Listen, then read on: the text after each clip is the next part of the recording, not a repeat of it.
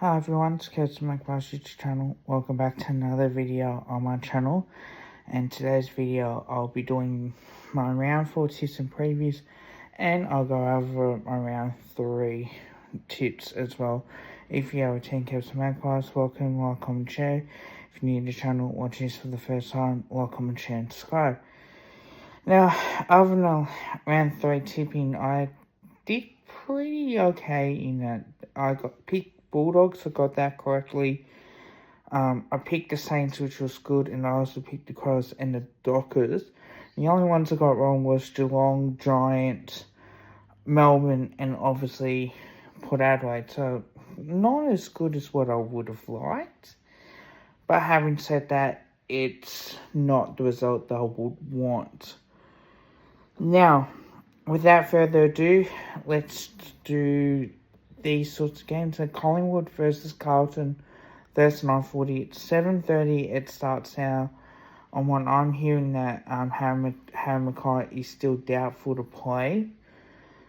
I still think Carlton will play okay in patches, but I do think if we can come out and really restrict them in the first half and get our game going in particular and just continue the second half, and even like if they try and kick a goal or two, try and stop their momentum. Now, one thing that we know with the name shift forward line may work for a week or so, but doesn't actually, it's not a continuous thing, that just does not work.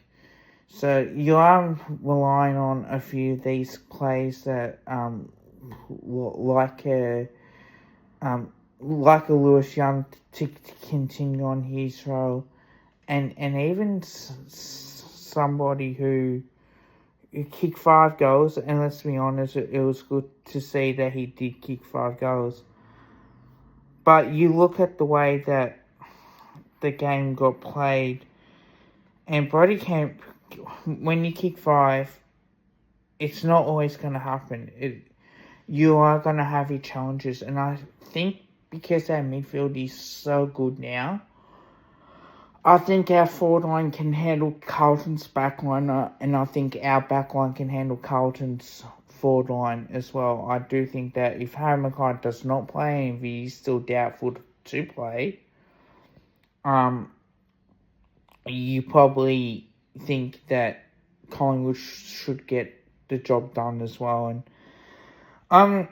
I'm gonna back us in. I think our forward line will be good. I say Collingwood by 9 points in a real hard-fought game. Now, Geelong versus Melbourne at GMHBA Stadium. Now, Melbourne's been terrible this year. They just cannot find a way. They're 0-2.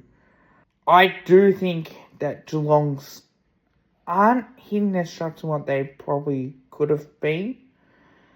But having said that too, like, I'm not really worried about the way that these two teams play. So last time these sides met, Melbourne won by 8 points at the MCG in round 8. And when you look at it, Geelong have 1-2, and Melbourne won 3. In the grand, obviously the grand final, the prelim they dominated and they won by 4 points at kick after siren in 2021, but they also won by 15 points at GMHBA in round 15, 2023, Geelong. And obviously they won by 28 points in the same venue in 2022, round 17. Having said that, I think because it's at GMHBA Stadium, I'm going to say Geelong will get the job done by 15 points. Now, Gold Coast Suns versus the Adelaide Crows at People's First Stadium. Look, Gold Coast are really proving a lot.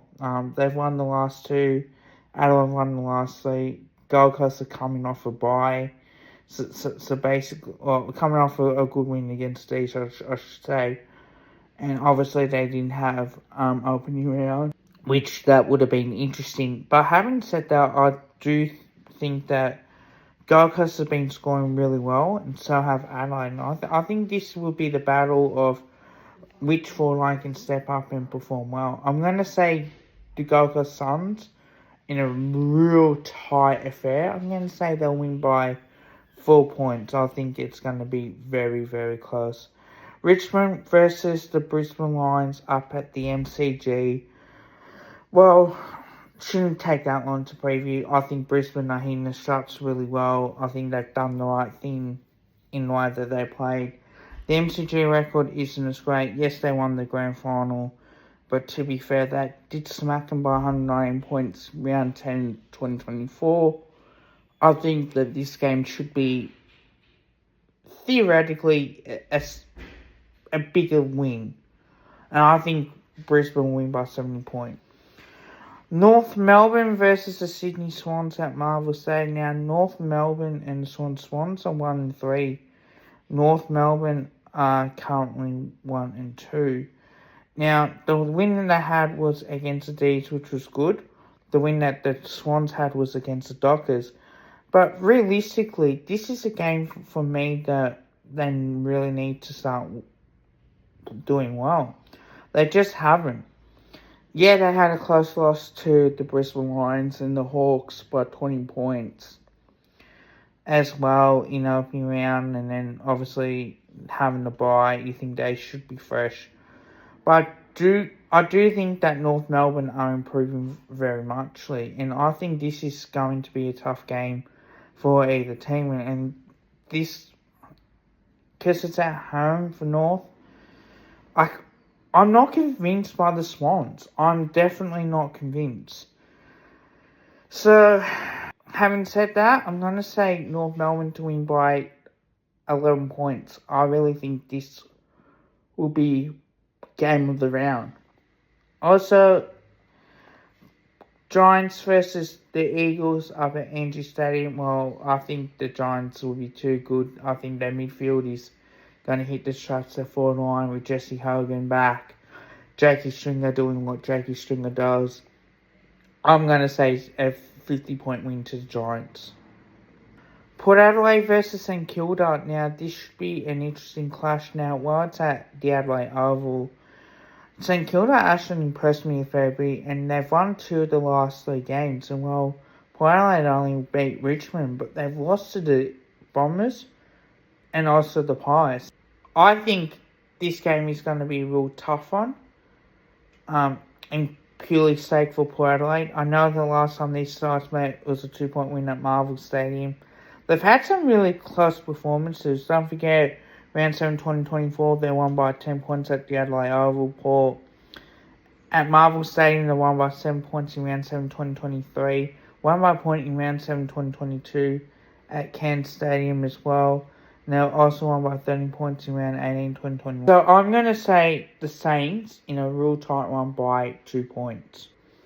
Freo versus the Bulldogs up at Optus Stadium. Well, the Dockers did get the job done. I think their midfield were great, the way that they handled West Coast. But to be honest, the Bulldogs are 2-1 for a reason. They had that shock loss, a disappointing loss to us. But also won by 8 points against the Bulldogs and won by 16 points against North. I'm going to back in the Dogs. I think the Dogs' speed and their handballing game is working well. Say the Western Bulldogs by 19 points. Hope you guys liked the video. Don't forget to drop a like, drop a sub. Bye for now.